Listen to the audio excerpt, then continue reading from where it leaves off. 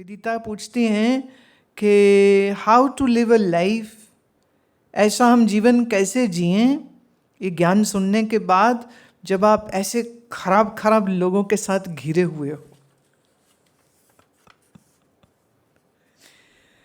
देखिए, कुछ समय के लिए मैं ये कह सकती हूँ कि थोड़ा सा अपने आप को संकोच करके, अपने मन को नियंत्रित करके ध्यान की अवस्था में ले जाते रहना चाहिए,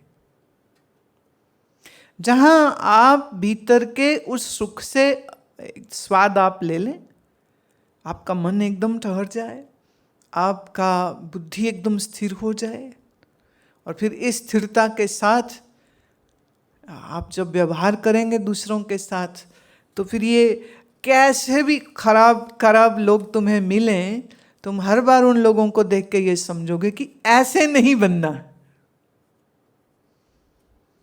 मेरे एक व्यंग पढ़ा था। व्यंग ये है, बड़ा लंबा है, मैं उसको बहुत शॉर्ट करके बता रही हूँ कि एक बहुत बहुत बहुत सुंदर स्त्री, बड़ी सुंदर स्त्री एक नौजवान की तरफ काफी देर से देख रही थी। नौजवान के दिल में तो लड्डू फूट गए, पर इसके पहले के कुछ और सोचता वो औरत पास आके कहती है, मेरे साथ मेरे घर चलोगे अभी? अंधा मांगे क्या दो आंखें, दोनों मिल गई। वो फट से उसकी गाड़ी में बैठा और फराटेदार उसने गाड़ी चलाई, वो अपने मकान में ले गई। और ये जो नौजवान है, इसके मन में बहुत सी, समझ रहे हो ना, भावनाएं जागृत होने लग गई, बहुत सारी इच्छाएं और बहुत सारी दृश्य उसके दिमाग में घूमने लग गए। कितनी सुंदर औरत, इतनी सुंदर औरत, अब हम दोनों साथ में बैठेंगे, क्या क्या नहीं करेंगे, ये है वो है। खैर, तो उसको भीतर ले गई और उसने उसको कहा, हम तुम बैठो ड्राइंग रूम में। वो बैठ गया। अब उसके कल्पना के घोड़े तो दौड़ रहे हैं। इतने में 8-10 बच्चे भागते हुए ड्राइंग रूम में आ गए। सोचता है ये क्या है। इतने में पीछे पीछे वो औरत भी आ गई, और वो औरत कहती, बच्चों दूध नहीं पियोगे तो ऐसे हो जाओगे, गाल पिचक जाएंगे, हड्डियां निकल जाएंगी, गंजे हो जाओगे, फूक मारे से गिर जाओगे। इसलिए रोज बड़ा गिलास दूध का सुबह और बड़ा गिलास दूध का शाम को पीना चाहिए। और फिर वो कहती, श्रीमान जी बड़ा धन्यवाद, जा सकते। इसको कहते प्रैक्टिकल ज्ञान।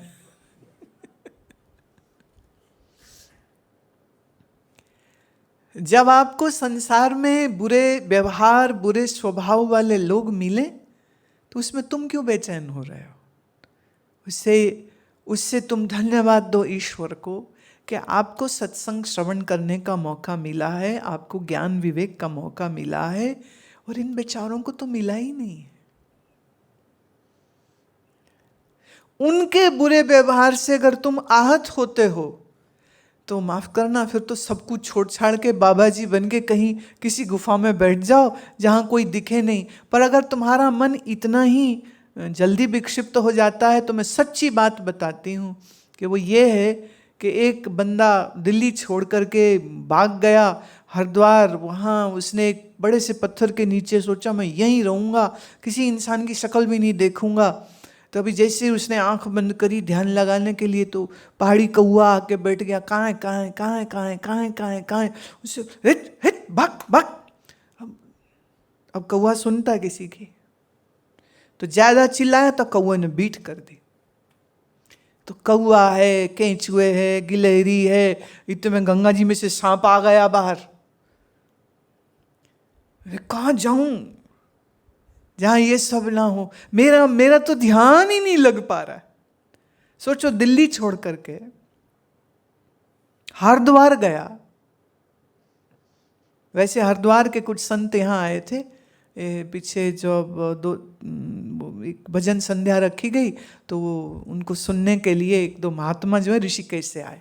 ये वो महात्मा हैं जो लगभग 11 साल मौन रहे थे और अभी भी वहीं रहते हैं गंगा तट पर।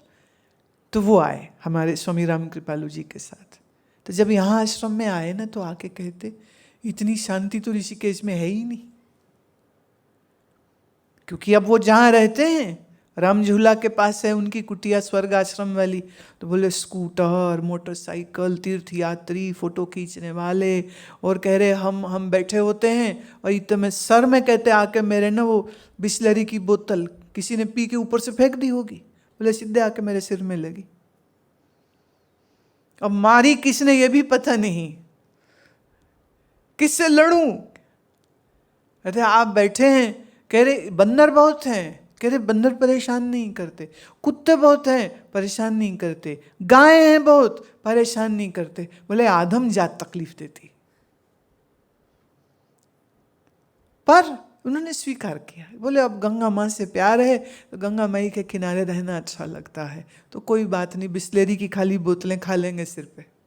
अरे ये तो यहाँ कितनी शांति है, ये है साधना की जगह। ले अब ऋषिकेश साधना की जगह नहीं रह गई, पर क्या करें ना, गंगा है वहां पर, इसलिए वहीं रहना अच्छा लगता। तो ये जो हम अनुकूलताएं ढूंढते हैं ना कि मेरे अनुकूल जगह होगी तब हमारा मन सही रहेगा, हमारे आसपास तो लोग ही बड़े बुरे हैं, ख्याल करना लोग बुरे हैं कि आपका अपना ही मन बुरा। दुनिया से भाग के जाओगे कहाँ, उसी दुनिया का हिस्सा तो तुम भी हो कि नहीं हो। तो जहां जाओगे तुम्हारा मन तुम्हारे साथ जाएगा, तो तुम्हारा मन इस दुनिया का हिस्सा नहीं, तुम्हारा शरीर इस दुनिया का हिस्सा नहीं है। हम लोग एक बार, कितने साल पुरानी बात मैं कर रही हूँ, गंगोत्री गए। तो हम लोग सोचे कि गोमुख जाएंगे।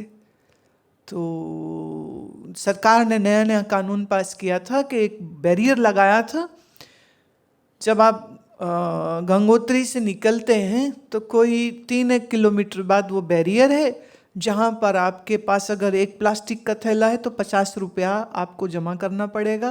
वो कह रहे जब आप वापस आओ अपनी प्लास्टिक की थैली दिखाओ तो आपको 50 रुपये आपका वापस कर देंगे, क्योंकि तुम वहाँ फेंकोगे नहीं फिर। तो उसने हमसे 50 रुपया लिया। हमारे पास शायद कुछ थे ऐसा सामान, मुझे अब ऐसा तो याद नहीं कि कितना है। तो खैर हम लोग निकले, पैदल चल रहे हैं, कोई 2-3 किलोमीटर ही सिर्फ चले होंगे। तो आगे वहाँ पे स्टॉल लगे हुए थे, मैगी बिक रही थी और सारी जगह में उसके लिफाफे बिखरे पड़े थे। वहाँ हमसे तो वो 50 रुपया ले रहा है कि आप प्लास्टिक का लिफाफा ऊपर नहीं ले जा सकते। और वहाँ एक नहीं, कम से कम 3-4 जगह में हमें वो होती ना पहाड़ियों की दुकानें छोटी सी लगी, तो वहाँ दुनिया भर के बिस्किट का पैकेट और नूडल्स के पैकेट वहाँ सब जगह पर बिखरे हुए मिले। तो अब क्या करेंगे बताओ। जिन्हें बुद्धि नहीं है उन पे जुर्माने लगा लो तो भी वो गंदगी कर देते हैं। ऐसे हम ये कहेंगे कि तुम जहाँ भी रहो ये नहीं सोचिए कि सब लोग आपके अनुकूल हों, सब सत्संगी हों। अरे ज़िंदगी का मज़ा क्या, थोड़ा तीखा भी चाहिए, थोड़ा खट्टा भी चाहिए, थोड़े कड़वे लोग भी होने चाहिए। हाँ, ये इस सब तरह के लोग होने चाहिए, क्योंकि ये जितने बुरे लोग जिन्हें आप बुरा कह रहे हो ये एक्चुअली आपके टेस्टर हैं। तो आपको टेस्ट करते हैं, हम शांति शांति शांति करके उठा है अभी, वो चेक करते कितनी शांति, देखो जरा ये दे अंदर। तो कुछ बुरा बोल देगा, कोई बुरा खाना दे देगा, कोई गाली कर रहा है, कोई शोर कर देगा, कोई कुछ और कर देगा। तो ये तो हमारी टेस्टर होते हैं। तो मेरा ख्याल है ग्रस्त में जो रहते हैं एक तरह से वो बड़े सौभाग्यशाली, उनकी टेस्टिंग होती रहती सारा टाइम। और जो अच्छा आश्रम, इस आश्रम में या अन्य भी किसी आश्रम में जहाँ ज़्यादा साधु रहते हो वहाँ भी टेस्टिंग होती रहती। एक मुझे याद है, इस आश्रम में एक महिला आई तो वो कहती है, उसने मुझे ये कहा कि उसके घर में उसके ना सब बहुत लड़ाई झगड़ा करते हैं, तो मैं नहीं घर रह सकती, मेरे को तो साधना करनी है, मुझे आप यहाँ रख लीजिए। इतना उसने बोला, हमने कहा चल ठीक है रह ले तू। महीना भी नहीं निकला, उसका सबसे झगड़ा हो गया। सब जितने आश्रम में रहने वाले ना, सबसे, मैंने आज इससे झगड़ा हो गया, आज उससे झगड़ा, आज उससे झगड़ा हो गया, आज उससे। और वो मुझसे बोलते गाली गलौज भी पूरी खुल के पंजाबी वाली वो कर दिया करे। हार के नौबत ये आ गई कि उसी को जाने को कहना पड़ा। मैंने कहा आप समझ लगी, ये कह रही वहाँ के लोग लड़ाई करते हैं, ये तो आप ही बथेरी है, यहीं नाक में दम कर दिया सबके। और जिस दिन वो गई तो कईयों ने आके हमको कहा कि कैसे अब धन्यवाद दे, अब चैन की नींद हम सो सकेंगे। वो हर चीज़ पे लड़ती थी, खाने पे, कपड़े पे, इस पे, उस पे। तो हमारी प्रवृत्ति अगर बुरी है तो हम अच्छी जगह में जाकर के भी बुरा करेंगे। अगर हमारी प्रवृत्ति अच्छी है तो बुरी जगह में जाकर के भी हम अपने मन की शांति बना करके रख। और वो शांति ही क्या, जो बुरे लोगों के आ जाने से चली जाए। आखिर में एक मुझे याद आ रहा है, एक आदमी ने कहा मैं सोचता हूँ मैं शांति नाम की महिला से शादी करूँ, शर्त है उसका नाम शांति होना चाहिए। कहते फिर मैं कह सकूंगा ना मैं शांति के साथ रहता हूँ, होवे ना होवे शांति, बस शांति के साथ रहता हूँ। तो ये जिद नहीं करनी चाहिए, सब अच्छे ही हों, सब ठीक ही हों, सब सत्संगी ही हों, थोड़ा मुश्किल है। ये भी होने चाहिए। ये हमारे टेस्टर होते हैं जो टेस्ट करते रहते हैं कि हमारा ज्ञान पक्का है कि कच्चा। कच्चा होगा तो बह जाएगा और पक्का होगा तो। शिशुपाल की 100 गालियां सुनी थी ना मुरली वाले ने, और वो गाली दे रहा था और वो गिन रहे थे 90, 91, 92, 93, 94, 95। फिर वार्निंग दी, 3 रह गए रुक जा, 2 रह गए रुक जा, अब 1 बची ही रुक जा। शिशुपाल नहीं रुका, चल तेरी मर्जी, फिर अब तुमने मेरे सुदर्शन चक्कर से मरना ही है तो मर फिर अब।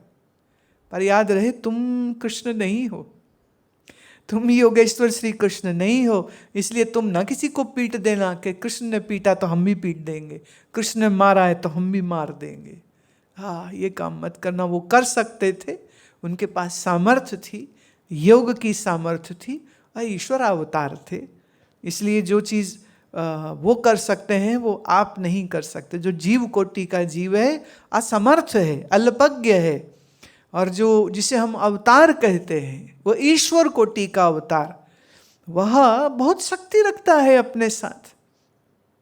इसलिए उनके साथ कभी भी तुलना नहीं करनी चाहिए। Never ever compare your self with अवतार, कभी नहीं, कभी भी नहीं।